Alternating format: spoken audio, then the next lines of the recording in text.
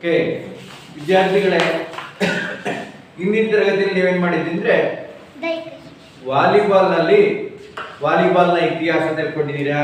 Volleyball ಅಂಕಣ, ಅರ್ಥ ಆಯ್ತಾ, ಅಳತೆ ಮತ್ತೆ ಬಳಸುವ ಉಪಕರಣಗಳು ಮತ್ತೆ ಆಟದ ನಿಯಮಗಳ ಬಗ್ಗೆ ತಿಳ್ಕೊಂಡಿದ್ದೀನಿ, ಎಲ್ಲ ತಿಳ್ಕೊಂಡಿದ್ದೀರಿ. ನೀವು ಎಷ್ಟು ಮಟ್ಟಿಗೆ ತಿಳ್ಕೊಂಡಿದ್ದೀರಿ ಒಂದು ಚಟುವಟಿಕೆ, ಇತಿಹಾಸ ಒಬ್ಬರು ಹೇಳ್ರಿ, ಅರ್ಥ ಆಯ್ತಾ, ಅಂಕಣದ ಪರಿಚಯ ಒಬ್ರಿ, ಉಪಕರಣಗಳ ಪರಿಚಯ ಹೇಳ್ರಿ, ಒಬ್ರು ನಿಯಮಗಳು ಹೇಳ್ರಿ, ಅರ್ಥ ಆಯ್ತಾ. ನೀವು ಯಾರು ಎಷ್ಟು ಮಟ್ಟಿಗೆ ಹೇಳ್ತೀವಿ ಅಂತ ಬಂದ್ರಿ. ಫಸ್ಟ್ ಯಾರು ಇತಿಹಾಸ ಯಾರು ಹೇಳ್ತೀರಾ? ಬರಪ್ಪ ಚೈತನ್ಯ, ಬಾ ಹೇಳಿ ನೋಡೋದು. ಎಲ್ಲರಿಗೂ ಬೆಳಗಿನ ಶುಭೋದಯಗಳು. ನನ್ನ ಹೆಸರು ಚೈತನ್ಯ. ನಾನು 8ನೇ ತರಗತಿಯಲ್ಲಿ ಓದುತ್ತಿದ್ದೇನೆ. ಈಗ ಅಧ್ಯಾಯ ವಾಲಿಬಾಲ್. ಈಗ ವಾಲಿಬಾಲ್ನ ಮೊದಲು ಯಾರು ಕಂಡಿದ್ರು, ಅದು ಹೇಗೆ ಬಂತು, ಅದ್ರ ಮೊದಲು ಅಧ್ಯಕ್ಷರಾಗಿದ್ರು, ಅದನ್ನ ಫಸ್ಟು ಮನೋರಂಜನೆಗಾಗಿ ಆಡ್ತಿದ್ರು, ಅದನ್ನ ಯಾರು ಕಂಡಿದ್ರು ಅದ್ರ ಬಗ್ಗೆ ಹೇಳೋಣ. ಇತಿಹಾಸ. ವಾಲಿಬಾಲ್ ಆಟವು ಅಮೆರಿಕದ ದೇಶದ ವಿಲಿಯಂ ಜಿ ಮಾರ್ಗನ್ ಎಂಬುವವರಿಂದ 1895ರಿಂದ ಸಂಶೋಧಿಸಲ್ಪಟ್ಟಿತು. ವಾಲಿಬಾಲ್ ಆಟವನ್ನು ಅಮೆರಿಕದ ವಿಲಿಯಂ ಜಿ ಮಾರ್ಗನ್ ಎಂಬುವವರಿಂದ 1895ರಲ್ಲಿ ಸಂಶೋಧಿಸಲ್ಪಟ್ಟಿತು. ಈ ಆಟವನ್ನು ಪ್ರಾರಂಭದಲ್ಲಿ ಮನೋರಂಜನೆಗಾಗಿ ಬಟ್ಟೆ ಸುತ್ತಿದ ದಪ್ಪದಾದ ಚೆಂಡನ್ನು 2 ಕಂಬಗಳಿಗೆ ಕಟ್ಟಿದ ದಾರದ ಮೇಲೆ ಕಳಿಸುವಂತಹ ಪ್ರಯತ್ನಗಳು ಸಾಗಿದವು. ಈ ಆಟವನ್ನು ಮೊದಲು ಪ್ರಾರಂಭ ಮಾಡಿದಾಗ ಅವರು ಮನೋರಂಜನೆಗಾಗಿ ಆಡ್ತಿದ್ರು. ಒಂದು ದಪ್ಪ ಬಟ್ಟೆ ಸುತ್ತಕೊಂಡು ಆ ಕಡೆಯಿಂದ ಈ ಕಡೆಗೆ, ಈ ಕಡೆಯಿಂದ ಆ ಕಡೆ, ಅದನ್ನ ಮನೋರಂಜನೆಗಾಗಿ ಆಡ್ತಿದ್ರು. ಚೆಂಡು ಎದುರಾಳಿ ಅಂಕಣದಿಂದ ಬರುವಾಗ ಅಡ್ಡವಾಗಿ ಕಟ್ಟಿರುವ ದಾರದ ಮೇಲೆ ವಾಲಿಯಾಗಿ ಬರುವುದರಿಂದ ವಾಲಿಬಾಲ್ ಎಂಬ ಹೆಸರು ಬಂತು. ಆ ಕಡೆ ಈ ಕಡೆ ಎದುರಾಳಿ ಇರ್ತಾರಲ್ಲ, ಅವಾಗಲೂ ಕಂಬಗಳಿಂದ ದಾಟ್ ಬರುವಾಗ ವಾಲಿಯಾಗಿ ಬರ್ತದೆ, ಹಾಗಾಗಿ ವಾಲಿಬಾಲ್ ಎಂಬ ಹೆಸರು ಬಂತು. ಈ ಆಟವು ಹೋಲಿಯಕ್, ಮ್ಯಾಸಚ್ಯೂಸೆಟ್ ಎಂಬಲ್ಲಿ 9ನೇ ಫೆಬ್ರವರಿ 1895ರಲ್ಲಿ ಪ್ರಾರಂಭವಾಯಿತು. ಈ ಆಟದ ಮೊದಲ ಹೆಸರು ಮಿಲ್ಟೋನೆಟ್ ಆಗಿತ್ತು. ವಾಲಿಬಾಲ್ ಹೀಗೆ ವಾಲಿಬಾಲ್ ಅಂತ ಆಗಿತ್ತು. ಅವಾಗೆ ವಾಲಿಬಾಲ್ ಮಿಲ್ಟೋನೆಟ್ ಎಂಬ ಹೆಸರಾಗಿತ್ತು. ಈ ಆಟದ ಹೆಸರನ್ನು ವಾಲಿಬಾಲ್ ಎಂದು 1896ರಲ್ಲಿ ಸ್ಪ್ರಿಂಗ್ ಫೀಲ್ಡರ್ ಡಾಕ್ಟರ್ ಹಾಲ್ಸ್ಟೆಡ್ ಅವರು ಬದಲಾಯಿಸಿದರು. ಅದು ಅವಾಗ ಮಿಲ್ಟೋನೆಟ್ ಅಂತ ಇತ್ತು. ಈಗ ವಾಲಿಬಾಲ್ ಅಂತ 1896ರಲ್ಲಿ ಸ್ಪ್ರಿಂಗ್ ಫೀಲ್ಡರ್ ಡಾಕ್ಟರ್ ಹಾಲ್ಸ್ಟೆಡ್ ಅವರು ಬದಲಾಯಿಸಿದರು. ವಾಲಿಬಾಲ್ ಆಟವನ್ನು ಪ್ರಚಾರ ಮಾಡುವಲ್ಲಿ YMCA Young men's Christian association ಸಂಸ್ಥೆ ಪ್ರಮುಖ ಪಾತ್ರ ವಹಿಸಿತು. ಕಾಲಕಾಲಕ್ಕೆ ಆಟದ ನಿಯಮಗಳು ವಿಕಾಸಗೊಳ್ಳುತ್ತ, ಅಂದರೆ ಈಗ ಒಂದು ಕಾಲದಲ್ಲಿ ಒಂದು ನಿಯಮಗಳು ಚೇಂಜ್ ಆಗ್ತಾ ಹೋದವು. 1916ರಲ್ಲಿ 3 ಸ್ಪರ್ಶ ನಿಯಮವನ್ನು ಅಳವಡಿಸಿದರು. 1916ರಲ್ಲಿ 3 ಸ್ಪರ್ಶ ಮಾಡಿ ಆ ಕಡೆ ಕಳಿಸಬೇಕು ಅನ್ನೋ ನಿಯಮವನ್ನು ಅಳವಡಿಸಿದರು. ಪ್ರಥಮ ಮಹಾಯುದ್ಧ ಸಂದರ್ಭದಲ್ಲಿ ಅಮೆರಿಕದ ಭೂ ಸೇನಾ ದಳದ ಸೈನಿಕರು ವಾಲಿಬಾಲ್ ಆಟವನ್ನು ಯುರೋಪ್ ಖಂಡಕ್ಕೆ ಪರಿಚಯಿಸಿದರು. ಫೆಡರೇಷನ್ ಆಫ್ ಇಂಟರ್ನ್ಯಾಷನಲ್ ವಾಲಿಬಾಲ್ ಎಂಬ ಅಂತಾರಾಷ್ಟ್ರೀಯ ಸಂಸ್ಥೆ 1947ರಲ್ಲಿ ಅಸ್ತಿತ್ವಕ್ಕೆ ಬಂದಿತು. ಪಾಲ್ ಲಿಬಾವುಡ್ ಇವರು ಈ ಸಂಸ್ಥೆಯ ಪ್ರಥಮ ಅಧ್ಯಕ್ಷರಾಗಿದ್ದರು. ವಾಲಿಬಾಲ್ನ ಮೊದಲ ಅಧ್ಯಕ್ಷರೆಂದರೆ ಪಾಲ್ ಲಿಬಾವುಡ್, ಇವರು ಈ ಸಂಸ್ಥೆಯ ಪ್ರಥಮ ಅಧ್ಯಕ್ಷರಾಗಿದ್ದರು. 1964ರ ಟೋಕಿಯೋ ಒಲಿಂಪಿಕ್ಸ್ನಲ್ಲಿ ಅಧಿಕೃತವಾಗಿ ವಾಲಿಬಾಲ್ ಆಟವನ್ನು ಸೇರ್ಪಡೆಗೊಳಿಸಿದರು. ಧನ್ಯವಾದಗಳು. ಅಂಕಣ ಪರಿಚಯ.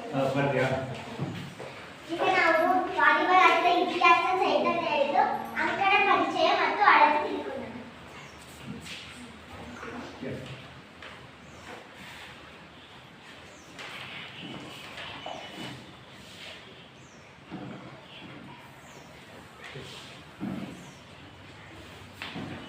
ಏನಾಗಲ್ಲ, ಬರೀ ನಿಮಗೆ ಸೈಡ್ ಬರೀ, ನಿಮ್ ಕೆಳಗೆ ಬರೀ, ಏನಾಗಲ್ಲ ಕೆಳಗೆ ನಿಮ್ದು ನೆನ್ನೆ ಹಾಕಿ ಬರೀ, ಸಣ್ಣಕ್ಕೆ ಬರ್ತಾರೆ ಒಂದು ಅಂದಾಜಿಗೆ ಅದು ಹೆಂಗಿರುತ್ತೆ ಅಲ್ಲಿ.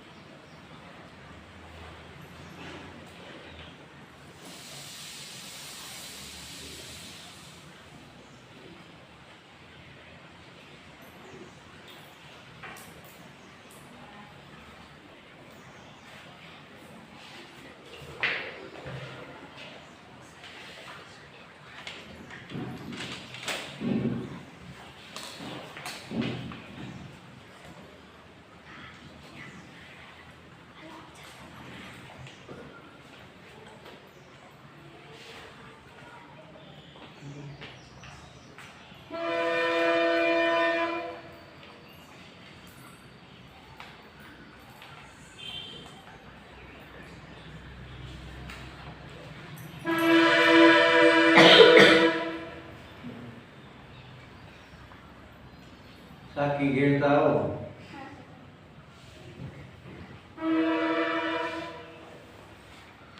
ಈಗ ಅಂಕಣ ಪರಿಚಯದ ಬಗ್ಗೆ ನಾನು ವಿವರಣೆ ಮಾಡ್ತೀನಿ.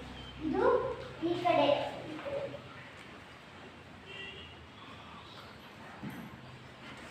ವಾಲಿಬಾಲ್ ಆಟದ ಅಂಕಣ 18 ಮೀಟರ್ ಉದ್ದ ಹಾಗೂ 9 ಮೀಟರ್ ಅಗಲ ಇರುತ್ತೆ.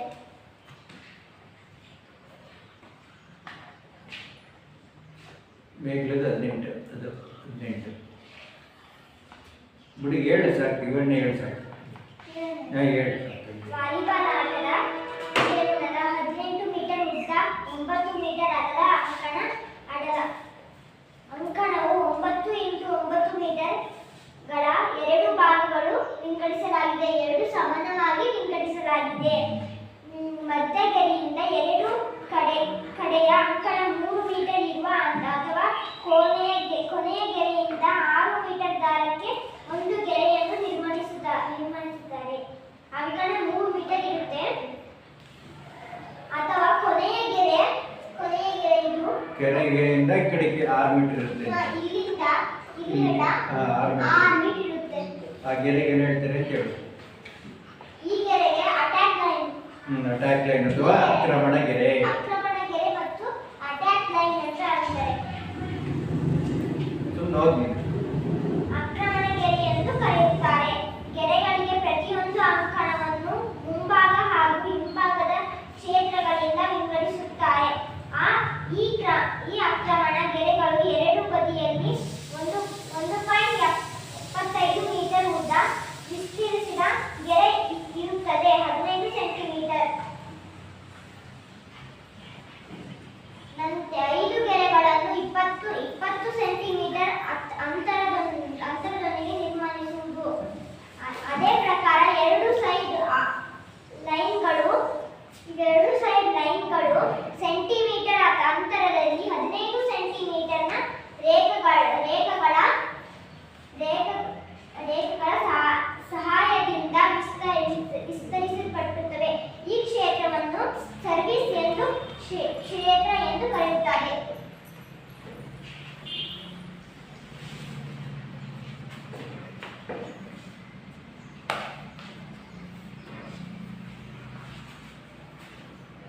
ಇಲ್ಲಿಂದ ಸರ್ವಿಸ್ ಮಾಡ್ತಾರೆ. ಇಲ್ಲಿಂದ ಲಾಸ್ಟ್ ಇರೋದು ಈ ಗ್ರೌಂಡ್ ಸರ್ವಿಸ್ ಮಾಡ್ತಾರೆ. ಇವು ಇಲ್ಲಿಂದ ಸರ್ವಿಸ್ ಮಾಡ್ತಾರೆ. ಇಲ್ಲೆಲ್ಲ ಇಲ್ಲಿ ಕಂಬಗಳಿರುತ್ತವೆ. ಇಲ್ಲೆಲ್ಲ ಒಂದು ಜನರೆಲ್ಲ ಕುತ್ಕೊಳ್ಳೋಕೆ ನೋಡಕ್ಕೆ ಮಾಡಿದ್ದಾರೆ. ಅಂಕಣ ಮಧ್ಯದಲ್ಲಿ ಭೂಮಿಯಿಂದ ನೆಟ್ಟಿನ ಎತ್ತರವು ಪುರುಷರಿಗೆ ಇಲ್ಲಿಂದ ಕಂಬಗಳಿರ್ತಾವಲ್ಲ, ಪುರುಷರಿಗೆ 2.43 ಮೀಟರ್, 43 ಗಂಡು ಮಕ್ಕಳಿಗೆ ನೆಟ್ಟಿನ ಹೈಟು 2.43 ಇರುತ್ತೆ. ಮಹಿಳೆಯರಿಗೆ 2.24 ಮೀಟರ್ ಇರುತ್ತದೆ.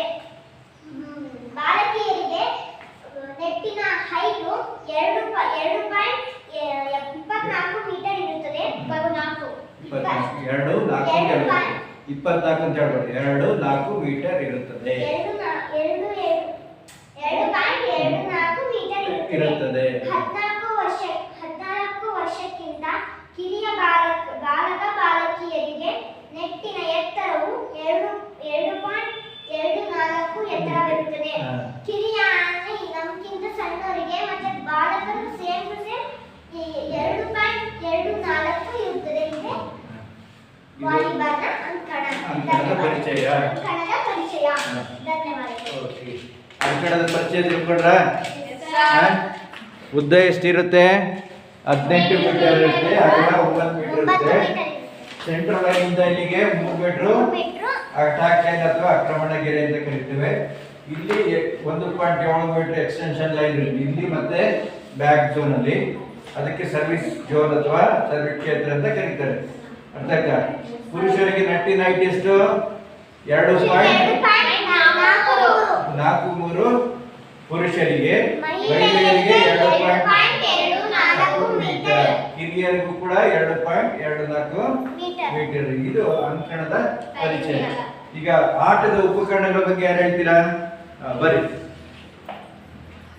ಏನೇನಿರ್ತವೆ ಉಪಕರಣಗಳು, ಏನೇನಿರ್ತವೆ, ಹಿಂಗಿರ್ತವೆ, ಬೇಗ ಹೋಗ್ಬೇಕು.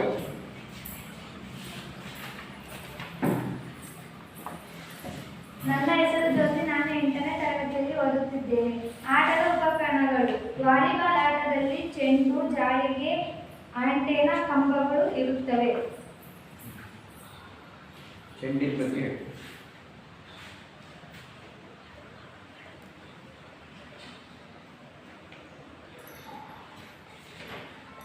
ಚೆಂಡು ಎಂದರೇನು? ವಾಲಿಬಾಲ್ ಆಟದಲ್ಲಿ ಮೃದುವಾದ ಚರ್ಮದಿಂದ ಅಥವಾ ಸಿಂಥೆಟಿಕ್ ಚರ್ಮದಿಂದ ತಯಾರಿಸಿದ ಗೋಳಾಕಾರದ ಚೆಂಡುಗಳನ್ನು ಉಪಯೋಗಿಸುತ್ತಾರೆ. ಇದರೊಳಗೆ ರಬ್ಬರ್ನಿಂದ ತಯಾರಿಸಿದ ಗಾಳಿಯ ಚೀಲ ಇರುತ್ತದೆ. ಚೆಂಡು ಬಿಳುಪು ಬಣ್ಣದ್ದಾಗಿರಬಹುದು ಅಥವಾ ಕೆಲವು ಬಣ್ಣಗಳ ಸಮ್ಮಿಶ್ರಣವಾಗಿರಬಹುದು. ಇದರ ಸುತ್ತಳತೆ 65 ಸೆಂಟಿಮೀಟರ್ನಿಂದ 67 ಸೆಂಟಿಮೀಟರ್ ನಷ್ಟಿರಬೇಕು ಹಾಗೂ ತೂಕವು 260 ರಿಂದ 280 ಗ್ರಾಂನಷ್ಟಿರಬೇಕು. ಜಾಳಿಗೆ ಎಂದರೇನು?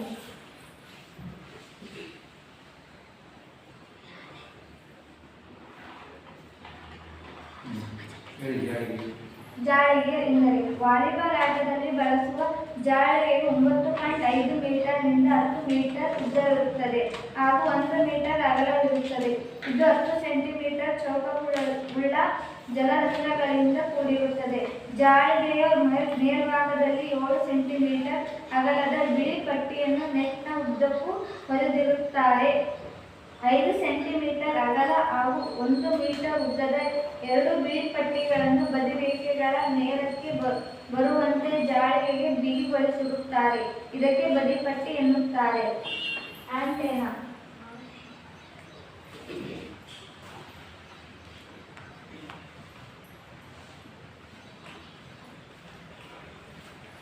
ಆಂಟೆನಾ ಎಂದರೇನು? ಪ್ರತಿಯೊಂದು ಬದಿಪಟ್ಟಿಗಳ ಹೊರಭಾಗಗಳಲ್ಲಿ 1.80 ಮೀಟರ್ ಉದ್ದದ ಹಾಗೂ 10 ಮಿಲಿಮೀಟರ್ ವ್ಯಾಸದ 2 ಆಂಟೆನಾಗಳನ್ನು ಬಿಗಿಗೊಳಿಸಿರುತ್ತಾರೆ. ಕಂಬಗಳು: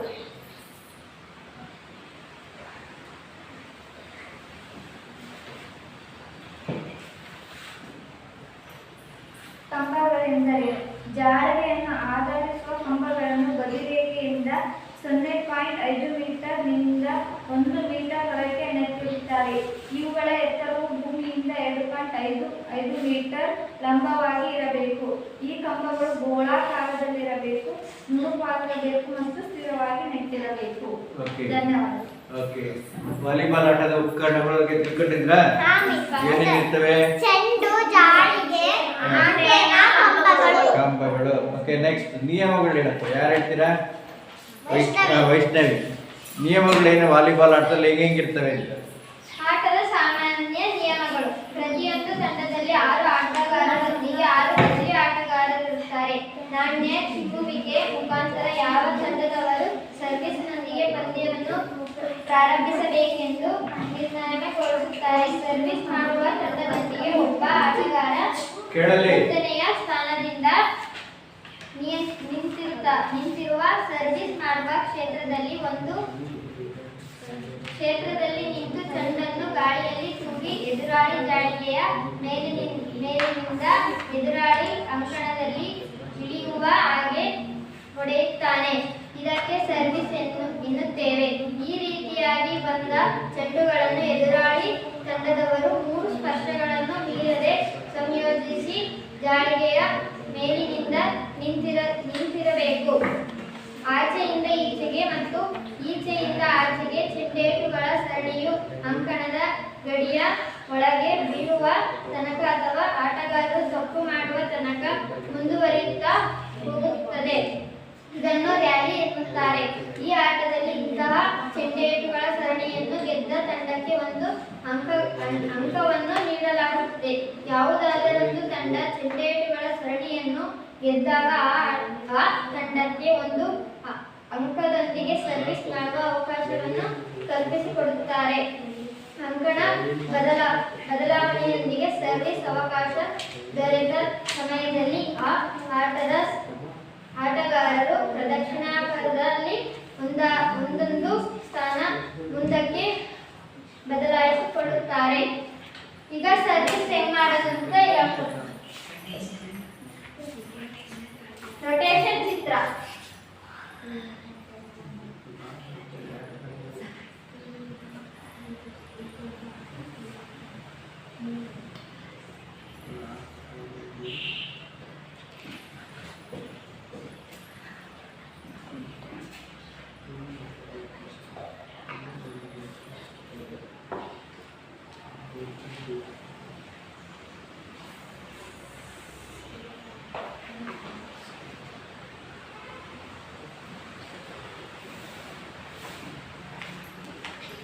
ಒಂದನೇ ಸ್ಥಾನದಲ್ಲಿರುವವನು 6ನೇ ಸ್ಥಾನಕ್ಕೆ ಹೋಗ್ತಾನೆ. 6ನೇ ಸ್ಥಾನದಲ್ಲಿರುವವನು 5ನೇ ಸ್ಥಾನಕ್ಕೆ ಹೋಗ್ತಾನೆ. 5ನೇ ಸ್ಥಾನದಲ್ಲಿರುವವರು 4ನೇ ಸ್ಥಾನಕ್ಕೆ ಹೋಗ್ತಾರೆ. 4ನೇ ಸ್ಥಾನದಲ್ಲಿರುವವರು 3ನೇ ಸ್ಥಾನಕ್ಕೆ ಹೋಗ್ತಾರೆ. 3ನೇ ಸ್ಥಾನದಲ್ಲಿರುವವರು 2ನೇ ಸ್ಥಾನಕ್ಕೆ ಹೋಗ್ತಾರೆ. 2ನೇ ಸ್ಥಾನದಲ್ಲಿರುವವರು 1ನೇ ಸ್ಥಾನಕ್ಕೆ ಬರ್ತಾರೆ. ಇದಕ್ಕೆ ರೊಟೇಷನ್ ಚಿತ್ರ ಎನ್ನುತ್ತಾರೆ.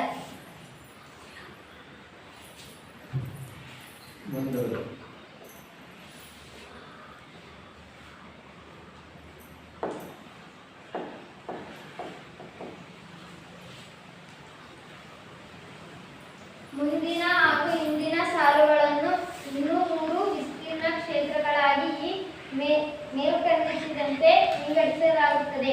ಸರ್ವಿಸ್ ಆಟವು ಆಟಗಾರರ ಕ್ಷೇತ್ರಕ್ಕೆ 1 ಎಂದು ಪರಿಗಣಿಸಲಾಗುತ್ತದೆ. ಒಂದು ತಂಡ ಪಕ್ಕ ಬದಲಾವಣೆಯ ಮುಖಾಂತರ ಸರ್ವಿಸ್ ಪಡೆದುಕೊಂಡು ಅದರ ಆಟಗಾರರು ಪ್ರದಕ್ಷಿಣೆಯ ದಿಕ್ಕಿನಲ್ಲಿ ಒಂದು ಸ್ಥಾನ ಮುಂದಕ್ಕೆ ಹೋಗಬೇಕಾಗುತ್ತದೆ. ಎರಡನೆಯ ಕ್ಷೇತ್ರದಲ್ಲಿದ್ದ ಆಟಗಾರ 1ನೇ ಕ್ಷೇತ್ರಕ್ಕೆ, 1ರಿಂದ ಆಟಗಾರ 6ನೆಯ ಕ್ಷೇತ್ರಕ್ಕೆ ತಲುಪುತ್ತಾನೆ. ಉಳಿದವರೆಲ್ಲ ಆ ಅನುಕ್ರಮ ಪಾಲಿಸಿ ಒಂದೊಂದು ಸ್ಥಾನ ಪ್ರದಕ್ಷಿಣೆಯಾಗಿ ಮುಂದಕ್ಕೆ ಚಲಿಸುತ್ತಾರೆ. ಅಂಕಣದ ಸುತ್ತಲೂ ಗಡಿರೇಖೆ ಮತ್ತು ಕೊನೆ ರೇಖೆಯಿಂದ 3 ಮೀಟರ್ಗಳಷ್ಟು ದೂರದವರೆಗೆ ಮುಕ್ತವಲಯವನ್ನು ಗುರುತಿಸಬೇಕು. ಅಂಕಣವನ್ನು ಗುರುತಿಸುವ ಎಲ್ಲ ರೇಖೆಗಳು ನಿಗದಿಪಡಿಸಿದ ಅಳತೆಯೊಂದಿಗೆ ಸೇರ್ಪಡಿಸಲಾಗುತ್ತದೆ. ಯಾವುದೇ ಗೆರೆಯೊಂದಿಗೆ ಚೆಂಡು ಸಂಪರ್ಕಕ್ಕೆ ಬಂದರೆ ಅದನ್ನು ಸರಿ ಎಂದು ಪರಿಗಣಿಸುತ್ತಾರೆ.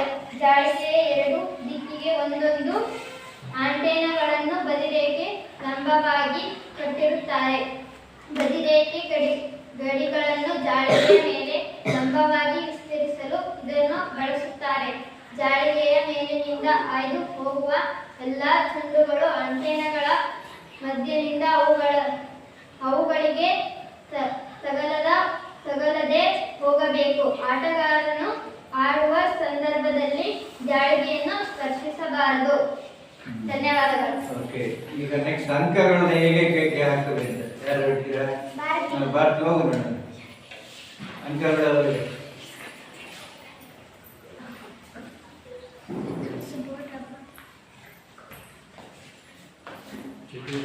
ನನ್ನ ಹೆಸರು ಭಾರತಿ. ನಾನು ಅಂಕಗಳನ್ನು ಪರಿಚಯ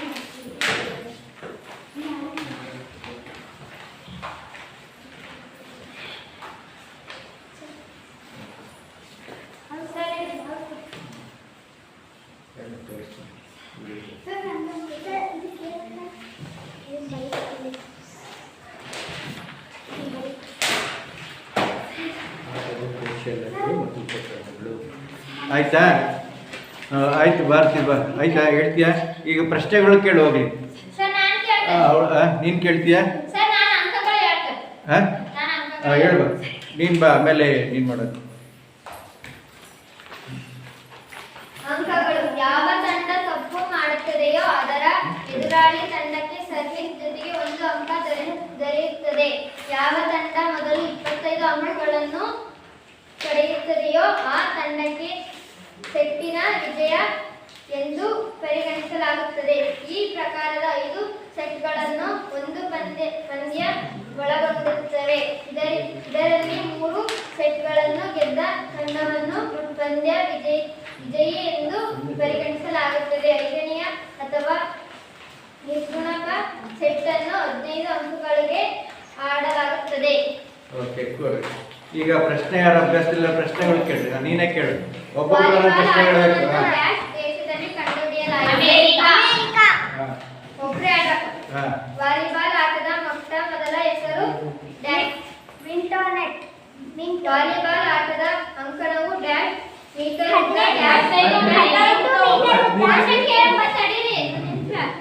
ವಾಲಿಬಾಲ್ ಆಟದ ಜಾಳಿಗೆಯ ಮೇಲೆ ಬದಿರೇಖೆ ಅನುಗುಣವಾಗಿ ಕಟ್ಟಲ್ಪಟ್ಟಿರುವ ಉಪಕರಣಕ್ಕೆ ಡ್ಯಾಶ್ ಎನ್ನುತ್ತಾರೆ. 18 ಮೀಟರ್ ಉದ್ದ 9 ಮೀಟರ್ ಅಗಲವಿರುತ್ತದೆ. ಆಂಟೆನಾ. ಆಂಟೆನಾ. ಅಧಿಕೃತವಾಗಿ ವಾಲಿಬಾಲ್ ಆಟವನ್ನು ಡ್ಯಾಶ್ ಒಲಿಂಪಿಕ್ನಲ್ಲಿ ಸೇರಿಸಲಾಯಿತು. ಟೋಕಿಯೋ. ಈ ಕೆಳಕಂಡ ಪ್ರಶ್ನೆಗಳಿಗೆ 1 ಅಥವಾ 2 ವಾಕ್ಯಗಳಲ್ಲಿ ಉತ್ತರಿಸಿ. ವಾಲಿಬಾಲ್ ಆಟವನ್ನು ಕಂಡು ಹಿಡಿದವರು ಯಾರು ಮತ್ತು ಯಾವಾಗ? ವಿಲಿಯಂ ಜಿ ಮಾರ್ಗನ್ 1895ರಲ್ಲಿ ಕಂಡುಹಿಡಿದರು. ವಾಲಿಬಾಲ್ ಆಟಕ್ಕೆ ಮೊದಲಿಗೆ ನಿಯಮಗಳನ್ನು ರೂಪಿಸಿದ ಸಂಸ್ಥೆ ಯಾವುದು? ವಾಲಿಬಾಲ್ ಆಟಕ್ಕೆ ಮೊದಲಿಗೆ ನಿಯಮಗಳನ್ನು ರೂಪಿಸಿದ ಸಂಸ್ಥೆ YMCA Young men's Christian. Volleyball ಆಟದ ಅಂಕಣದಲ್ಲಿ ಮಧ್ಯಗೆರೆಯಿಂದ 3 ಮೀಟರ್ ದೂರದಲ್ಲಿರುವ ಗೆರೆಗೆ ಏನೆಂದು ಕರೆಯುತ್ತಾರೆ? ವಾಲಿಬಾಲ್ ಆಟದ ಅಂಕಣದಲ್ಲಿ ಮಧ್ಯಗೆರೆಯಿಂದ 3 ಮೀಟರ್ ದೂರದಲ್ಲಿರುವ ಗೆರೆಗೆ ಆಕ್ರಮಣಗೆರೆ ಎನ್ನುತ್ತಾರೆ. ವಾಲಿಬಾಲ್ ಆಟದಲ್ಲಿ ಬಳಸುವ ಉಪಕರಣಗಳನ್ನು ಹೆಸರಿಸಿ. ಚೆಂಡು, ಜಾಳಿಗೆ, ಬದಿಪಟ್ಟಿ ಮತ್ತು ಆಂಟೆನಾಗಳು. ವಾಲಿಬಾಲ್ ಆಟದಲ್ಲಿ ಒಂದು ತಂಡದಲ್ಲಿರುವ ಆಟಗಾರರ ಸಂಖ್ಯೆ ಎಷ್ಟು? 6. 3ನೇ ಈ ಕೆಳಕಂಡ ಪ್ರಶ್ನೆಗಳಿಗೆ 2-3 ವಾಕ್ಯಗಳಲ್ಲಿ ಉತ್ತರಿಸಿ. ವಾಲಿಬಾಲ್ ಆಟದ 2 ನಿಯಮಗಳನ್ನು ತಿಳಿಸಿ. ಪ್ರತಿ ತಂಡದಲ್ಲಿ 6 ಜನ ಆಟಗಾರರಿರುತ್ತಾರೆ. ನಾಣ್ಯ ಚುಚ್ಚುವಿಕೆಯ ಮೂಲಕ ಸರ್ವಿಸ್ ನಿರ್ಣಯಿಸಲಾಗುವುದು. ಸರ್ವಿಸ್ ಮಾಡುವ ಕ್ಷೇತ್ರದಲ್ಲಿ ನಿಂತು ಸರ್ವಿಸ್ ಮಾಡುವುದು. ಚೆಂಡನ್ನು 3 ಸ್ಪರ್ಶಗಳು ಮೀರದಂತೆ ಜಾಳಿಗೆ ಮೇಲಿಂದ ಹಿಂದಿರುಗಿಸಬೇಕು. ವಾಲಿಬಾಲ್ ಆಟದ ಜಾಳಿಗೆಯ ಅಳತೆ ಹಾಗೂ ಜಾಳಿಗೆಯಲ್ಲಿ ಬಳಸುವ ಉಪಕರಣಗಳ ಹೆಸರು ಮತ್ತು ಅಳತೆಗಳನ್ನು ತಿಳಿಸಿ. ಜಾಳಿಗೆಗೆ ಬಳಸಿರುವ ಉಪಕರಣಗಳು: ಚೆಂಡು, ಜಾಳಿಗೆ, ಆಂಟೆನಾ, ಕಂಬಗಳು. ವಾಲಿಬಾಲ್ ಆಟದ ಜಾಳಿಗೆಯ ಅಳತೆ 9.5 ಮೀಟರ್ನಿಂದ 10 ಮೀಟರ್ ಉದ್ದವಿರುತ್ತದೆ ಹಾಗೂ 1 ಮೀಟರ್ ಅಗಲವಿರುತ್ತದೆ. ಇದು 10 ಸೆಂಟಿಮೀಟರ್ ಚೌಕವುಳ್ಳ ಜಾಲಾಂತರದಿಂದ ಕೂಡಿರುತ್ತದೆ. ಜಾಳಿಗೆಯ ಮೇಲ್ಭಾಗದಲ್ಲಿ 7 ಸೆಂಟಿಮೀಟರ್ ಅಗಲದ ಬಿಳಿ ಪಟ್ಟಿಯನ್ನು ನೆಟ್ನ ಉದ್ದಕ್ಕೂ ಹೊಡೆದಿರುತ್ತದೆ. ವಾಲಿಬಾಲ್ ಆಟದಲ್ಲಿ ವಿಜಯಗೊಳಿಸಿದ ತಂಡ ಎಂದು ಹೇಗೆ ನಿರ್ಧರಿಸುವರು ತಿಳಿಸಿ. 2 ಅಂಕಗಳ ಅಂತರದೊಳಗೆ 25 ಅಂಕಗಳನ್ನು ಪಡೆದ ಮೊದಲ ತಂಡವು ಸೆಟ್ಟಿನ ವಿಜಯಿಯಾಗುತ್ತೆ. ಒಟ್ಟು 5 ಸೆಟ್ಟುಗಳಿರುತ್ತವೆ. 3 ಸೆಟ್ಟುಗಳನ್ನು ಗೆದ್ದ ತಂಡ ವಿಜಯಿ ಎಂದು ನಿರ್ಧರಿಸುವುದು. 5ನೇ ಸೆಟ್ 15 ಅಂಕಗಳಿಗೆ ಆಡಲಾಗುತ್ತದೆ. ವಾಲಿಬಾಲ್ ಆಟದ ಅಂಕಣದ ಚಿತ್ರ ಮತ್ತು ಗೆರೆಗಳ ಹೆಸರುಗಳನ್ನು ಅಳತೆಯೊಂದಿಗೆ ಬರೆಯಿರಿ.